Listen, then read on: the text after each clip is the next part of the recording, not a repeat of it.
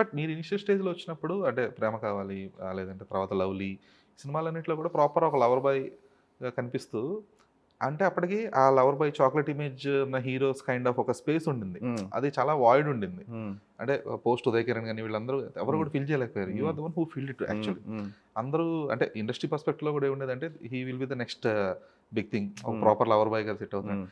ఎందుకని mass side వెళ్ళాల్సొచ్చింది? అంటే mass side నేను కావాల్సని ఎళ్ళలేదండి. అంటే ఇప్పుడు నేను ఒకటి అడుగుతానండి. ఓన్లీ లవర్ బాయ్ రోల్స్ చేస్తూ ఉంటే మాత్రం నేను ఈ పాటికి ఎళ్ళిపోయేవాడిని. ఎందుకంటే ఆ మాస్ సైడ్ వెళ్ళడం వల్లే కమర్షియల్‌గా నాకు ఓపెనింగ్స్ రావడం అండ్ నా హిందీ మార్కెట్ పెరగడం. హ్మ్.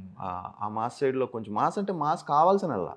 ఒక characterization and only lover boy చేస్తున్నా కూడా మొనోటోనెస్ వచ్చేసేది. ఇంకా ఇతను ఇది తప్ప ఇంకేం చేయడా అని. అందుకే నేను థర్డ్ ఫిల్మే సుకుమారుడు చేశా. హ్మ్. సుకుమారుడులో మీరు అబ్జర్వ్ చేస్తే చాలా గ్రే షేడ్స్ ఉంటాయి క్యారెక్టర్‌లోకి. ఆ 2 సినిమాలు పాజిటివ్ క్యారెక్టర్‌లు చేసి నెక్స్ట్ సినిమా నేను థర్డ్ సినిమా కూడా సేఫ్ గేమ్ ఆడొచ్చు. సేఫ్ గేమ్ ఆడి లవ్ స్టోరీ చేయొచ్చు. అంటే నాకంటూ మార్కెట్ ఉండేది అంతా ఉండేది. But I didn't do that. Hmm. So I went for a different film.